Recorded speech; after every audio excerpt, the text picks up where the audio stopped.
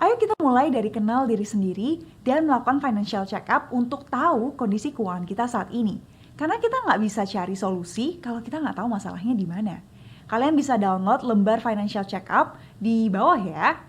Pertama, yang paling sederhana tapi orang suka lupa. Income harus lebih besar daripada expense.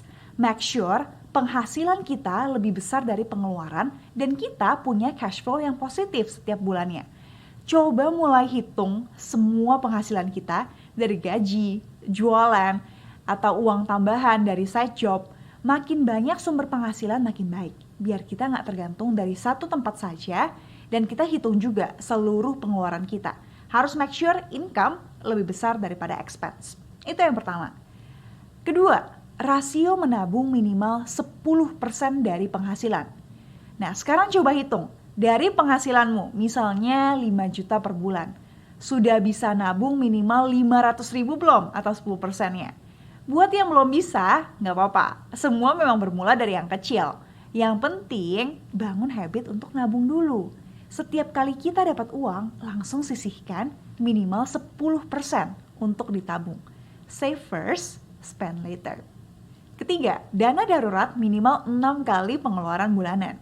Kemudian dari penghasilan yang bisa kita tabung itu, kita perlahan bangun yang namanya dana darurat. Dana untuk berjaga-jaga. Kalau hal buruk terjadi seperti diberhentikan dari pekerjaan, jatuh sakit, atau laptop kita rusak. Kita udah punya cadangan uang dan gak perlu berhutang. Idealnya kita perlu punya minimal dana darurat tuh 6 kali pengeluaran pokok bulanan. Jika pengeluaran pokok gak ditambah sama biaya head-on, sekitar mungkin 3 juta deh per bulan. Berarti kita butuh 6 dikali dengan 3 juta.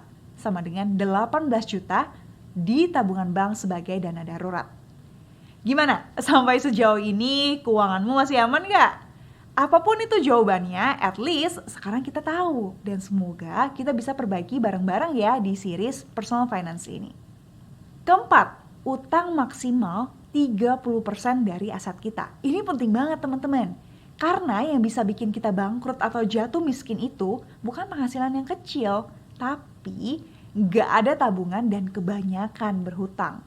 Mulai dari hitung aset kita, tabungan di bank, deposito, emas, tanah, produk keuangan, atau kendaraan yang menjadi aset kita. Misal totalnya 10 juta deh. Dan bandingkan dengan total utang kita. Misalnya kayak cicilan HP, cicilan motor yang masih tersisa mungkin 2 juta. Rasio utang kita 2 juta bagi 10 juta sekitar 20%. Artinya batasnya aman.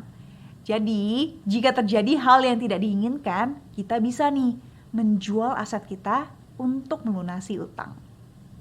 Nah yang kelima, cicilan utang maksimal 30% dari income bulanan kita. Nah kalau tadi itu kita membandingkan total utang dan total aset, kali ini kita bandingkan cicilan utangnya dengan penghasilan bulanan kita. Coba cek deh, cicilan motor mungkin 500 ribu per bulan bandingkan dengan penghasilan bulanan kita. Idealnya tidak lebih dari 30%, biar kita nggak kerja hanya untuk bayar utang. Nah itu dia 5 indikator financial check-up untuk mengecek kesehatan kondisi keuangan kita saat ini. Sekarang kita jadi tahu kan masalahnya di mana dan kita bisa mencari solusi yang tepat.